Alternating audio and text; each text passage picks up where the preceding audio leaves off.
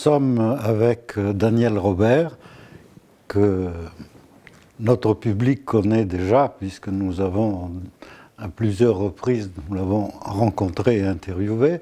Daniel Robert est une écrivaine et traductrice qui vient d'achever la traduction intégrale de la Divine Comédie, vient de publier le dernier volume, c'est-à-dire Le Paradis. Alors, Daniel Robert, merci d'être avec nous. Et après les profondeurs infernales, après l'atmosphère raréfiée du purgatoire, vous voici arrivé au but de votre périple dantesque, ayant achevé et publié la traduction du Paradis. Quel effet cela vous fait-il d'avoir mené à bien ce travail considérable, cette traduction de l'intégralité de la Divine Comédie? Quel effet cela vous fait-il d'être salita all'estelle, monté jusqu'aux étoiles, comme aurait dit Dante? Quel effet cela vous fait-il de vous retrouver au paradis? Je dois dire que le premier effet, c'est un peu l'étonnement, parce que jusqu'au bout, je n'ai pas été certaine d'arriver jusqu'au bout, étant donné l'immensité de la tâche. Le chemin du paradis est ardu. Oui, long. Mais en même temps, il y a la satisfaction d'avoir pu me laisser entraîner par la voix de Dante, par son phrasé, ses rythmes, ses images, tout ça m'a permis de surmonter les embûches et de régler les problèmes que je rencontrais au fur et à mesure, comme il rencontre lui aussi beaucoup d'embûches et de problèmes lorsqu'il fait ce voyage intérieur. Alors, pour les lycéens italiens dont je fus, l'étude de la Divine Comédie passait par plusieurs phases. Presque tous étaient fascinés par la découverte de l'enfer, avec les personnages extraordinaires mis en scène par Dante. Ils étaient intéressés par le purgatoire, où ils découvraient d'autres personnages remarquables. Mais l'intérêt diminuait sérieusement lorsqu'ils atteignaient le paradis, qu'ils trouvaient, pour tout dire, un peu ennuyeux. Alors, je voudrais rappeler ici la célèbre boutade de Mark Twain: « J'aime le paradis pour son climat, mais je préfère l'enfer pour la compagnie. » Et vous, Daniel Robert, où vont vos préférences? Eh bien, moi, elles vont plutôt au purgatoire. J'ai eu l'occasion de le dire lors de précédentes rencontres, mais le paradis, je dois dire, a un caractère tout à fait particulier, et le climat dont parle Mark Twain, oui, c'est un climat extrêmement étonnant, tellement inattendu, qu'on se laisse emporter, un peu comme Dante dans ces ciels qui tournent à toute allure et qui nous conduisent vers ce point lumineux final. Ce n'est pas ennuyeux, c'est par moments un peu austère, parce que suivant les personnages qui sont rencontrés par Dante et les questions qui sont posées, les événements qui sont relatés, on est dans la philosophie, on est dans la théologie, on est dans l'histoire médiévale qu'on ne maîtrise pas forcément. Donc, par moments, on est un petit peu sur la défensive, parce qu'on a l'impression que l'histoire devrait avancer plus vite vers cette fameuse béatitude. Mais après, à la réflexion, on se rend compte que tout ça est tout à fait nécessaire. Ce qui se passe dans le paradis est partie intégrante de cette longue expérience intérieure que Dante veut nous faire partager. Oui, probablement cette dimension mystique qu'on retrouve dans le paradis est effectivement, quand on est jeune, quand on est lycéen, moins fascinante que Ugolino qui dévore ses enfants, bien etc. Sûr. Bien sûr. Voilà. Alors, dans nos précédents entretiens, vous nous aviez longuement parlé des problèmes techniques, si vous permettez ce mot, que vous avez dû affronter pour mener à bien votre entreprise, c'est-à-dire transposer en français la métrique de Dante avec l'endécasyllabe, le vers de 11 pieds, incontournable dans l'art poétique italien, alors que sur la poésie française règne l'alexandrin de 12 pieds, n'est-ce pas? Et surtout cette terza rime à la rime tierce qui a toujours été un véritable casse-tête pour les traducteurs. Est-ce que vous avez rencontré ces mêmes difficultés ou d'autres difficultés dans le paradis? Pour ce qui concerne la tiercerie la métrique, non. J'avais pris le rythme justement pour les 2 précédents volumes et ce n'est pas ce qui m'a posé le plus de problèmes. Dans le paradis, ça rejoint un peu ce que je disais précédemment, la difficulté c'est toute la documentation qui est nécessaire pour pouvoir comprendre tous les enjeux posés sur le plan de la politique, de la physique, de la cosmologie. Évidemment, là, ça demande beaucoup de lecture, beaucoup de recherche. Il y a des passages qui sont très obscurs, volontairement aussi, de la part de Dante. Il y a des passages qui interloquent un peu, parce qu'on ne voit pas exactement de quoi il est question. Et donc, il faut chercher. Et donc ça a été un plus gros travail encore que celui de traduire. Les 3 volumes de votre traduction ont été publiés séparément, à la suite l'un de l'autre. Au printemps prochain, ils seront réunis dans un seul et même volume. Or, l'année prochaine, 2021, sera l'année où l'on célébrera le 700e anniversaire de la mort de Dante, qui est décédé à Ravenne le 14 septembre 1321. Que savez-vous des commémorations qui sont prévues en France? Est-ce que vous allez y participer?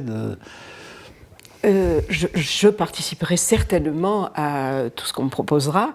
Je ne sais pas exactement avec précision ce qu'il y aura, sinon que le Salon du Livre a une importance particulière, et j'espère qu'il aura lieu, puisque l'Italie est l'invité d'honneur. Ah oui. Du salon. Et je pense que là, quand même, Dante a une place importante. Oui, ça coïncide avec le 700e Bien sûr. anniversaire. Après, il y a des interventions, des rencontres à la Maison de la Poésie. Je pense qu'elles vont se développer comme elles auraient dû le faire déjà en 2020 pour... déjà commencé cette commémoration et malheureusement les événements ont fait que tout ce qui était prévu a été annulé. Bien sûr. Ou reporté. Et avez-vous le sentiment d'avoir contribué par votre travail à développer en France une meilleure connaissance de Dante? Ça, je l'espère fort, mais je n'en sais rien et il est difficile pour moi de le dire. Mais vos traductions ont été très très bien accueillies. Elles ont eu un accueil à la fois critique et médiatique important, n'est-ce pas? Donc, c'est vrai. En quelque sorte, vous avez contribué à la connaissance de Dante. Je l'espère beaucoup. Enfin, Dante est déjà assez connu en France, mais quand même... J'espère que justement les personnes dont vous parliez tout à l'heure, les jeunes ou les adultes qui, pour le moment, n'ont eu accès, n'ont vu d'intérêt que dans l'enfer, découvriront que dans le purgatoire et dans le paradis, il y a des beautés différentes, mais tout aussi importantes que celles de l'enfer. Alors, à ce propos, vous avez choisi un passage du paradis que vous aimeriez faire connaître, que vous aimeriez lire. Oui, c'est la fin. C'est la fin avec la contemplation, le O Somma Luce. Je vais en lire simplement quelques terzine. Et c'est à cause de cette contemplation, de cette atmosphère que vous l'avez choisi. Donc, oui, bien sûr. Puis c'est quand même le chant le plus prodigieux qu'on puisse lire. Donc, après tout un long développement, Dante dit Donc, ma parole sera, pour ce rappel, plus démunie que celle d'un enfant dont la langue est nourrie à la mamelle. Non pas qu'il y eût plus qu'un élément dans la vive clarté que j'admirais, qui toujours est telle qu'elle était avant, mais par la vue qui se raffermissait dans mon regard, une seule apparence était à l'œuvre en moi qui seule changeait. Dans la profonde et claire subsistance d'un tel éclat, 3 cercles alors je vis, de 3 couleurs, même circonférence, et l'un de l'autre paraissait réfléchi, comme iris lait d'iris, le dernier un feu, par l'un et l'autre également produit. Oh, que les mots sont faibles et défectueux à ma pensée, et pour ce que je vis, il est insuffisant de dire peu. Ô clarté éternelle, en toi établie, qui seule te comprend, et par toi pensée et te comprenant, qui t'aime et te sourit. Ce cercle ainsi conçu, qui paraissait en toi comme lumière réfléchie, que mon regard intensément fixé, dans sa couleur, au plus profond de lui, me parut peint à notre ressemblance. Mon regard tout entier j'y avais mis. Tel le géomètre qui tant se dépense pour mesurer le cercle sans retrouver, y pensant, ce qui manque à sa connaissance, tel devant cette vision neuve j'étais. Voulant voir comment pouvait s'accorder cette image au cercle et s'y intégrer. Mais mes propres ailes n'y suffisaient, sinon que ma pensée fut pourfendue par l'éclair qui son objet rejoignait. Ma puissance d'imagination décrut, mais déjà tournait mon désir, le vouloir, comme une roue uniformément mue, l'amour qui meut le soleil et les étoiles. L'amor che muove il sole e l'altre stelle. Bien. Je ne traduis pas l'altre parce que Dante emploie le mot altre pour dire l'ensemble de tout. Oui, bien sûr. Bien sûr. Donc, et puis, métriquement et prosodiquement, ça convenait mieux au français. Bien entendu. Non, mais c'est pour ça que je disais que souvent, n'est-ce pas, la rime tierce pose des problèmes. C'est un peu un casse-tête, quoi. Enfin, voilà. Et Daniel Robert, avant de vous quitter, je voudrais rappeler que vous avez également traduit en français les poèmes, les rimes de Guido Cavalcanti, qui était contemporain et ami de Dante. Je connais le poème que Dante lui avait, Guidio vorrei, la poedio. Vous êtes aussi latiniste. Oui. On vous doit une remarquable traduction des écrits érotiques d'Ovide, ainsi que des métamorphoses et des lettres d'amour, lettres d'exil. Oui, c'est-à-dire les tristes et les pontiques. C'est ça. Voilà, qui sont déjà reparus en collection de poche chez Actes Sud. Oui, oui. Très bien. Et enfin, vous êtes angliciste. Oui, auteur d'une traduction des œuvres poétiques complètes de Paul Auster. Oui. Voilà. Alors, permettez-moi une dernière question, peut-être un peu indiscrète. Qu'est-ce qui vous a donné le plus de plaisir ? Je dirais que chacune des traductions, au moment où je les ai faites, m'a donné un immense plaisir. Ce sont toujours des traductions que j'ai proposées aux éditeurs. Ce ne sont pas des commandes. Donc c'était parce que j'aimais tel auteur que j'avais envie de le traduire. Alors je dirais que le plaisir a été équivalent pour toutes ces traductions.